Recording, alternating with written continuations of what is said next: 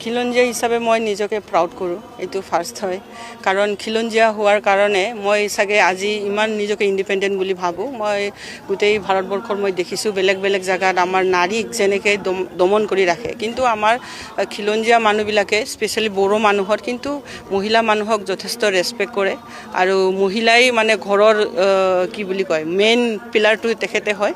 গতিকে ময়ো তেনেকুৱা বহুত ইণ্ডিপেণ্ডেণ্ট টাইপৰ মানে ইণ্ডিজিনাছ ছোৱালী মই, সেইকাৰণে মই ইণ্ডিজিনাছ হিচাপে মই নিজকে বহুত প্ৰাউড কৰোঁ।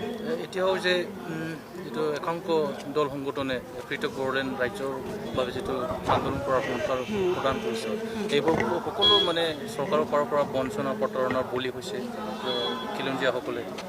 আপুনি একমত নে? হয়, আমাৰ খিলঞ্জীয়াৰ এইটো দাবী আছিলে, বড়োবিলাকৰ দাবী, চব খিলঞ্জীয়াৰ দাবী। কিয় কাৰণে হয়? কাৰণ আমি চব ফালৰ পৰা বেলেগৰ পৰা অলপ বেলেগ, গতিকে বহুত সময়ত আমি নিজকে ডিছক্ৰিমিনেট ফিল কৰোঁ। আৰু সেইটো যদি নাই কৰিব লাগে, মেইন ষ্ট্ৰীমৰ যিবিলাক মানুহ আছে আমাক সমান চকুৰে চাব লাগিব।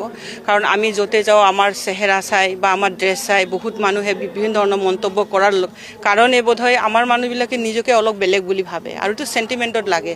তেতিয়া মানুহবিলাকে ভাবে যদি আমাক মেইনলেণ্ডৰ মানুহ বুলিয়ে নাভাবে কেতিয়াও, তেতিয়া আমি কিয় আমি তেনেহ'লে বেলেগকৈ থাকিম, সেইটো কথা মনলৈ আহে। আৰু যেতিয়ালৈকে একচেপ্টেঞ্চটো বাঢ়িব গোটেই ভাৰতবৰ্ষত, যেতিয়ালৈকে নাবাঢ়ে তেতিয়ালৈকে সেই মনোভাৱটো থাকিব। আৰু যেতিয়ালৈকে আমাকো সমান মৰ্যাদা দিয়ে, তেতিয়া আমিও চবে নিজকে ভাৰতবৰ্ষখন নিজৰ বুলি ভাবিব, বা অসমখন আমি চবে একেলগে মিলি থাকিম বুলি ভাবিব। গতিকে এইটো স্বাভাৱিক হয়। পলিটিকেল লিডাৰ হিচাপে মই ক'ব বিচাৰোঁ চবে মিলিজুলি থাকিব লাগে।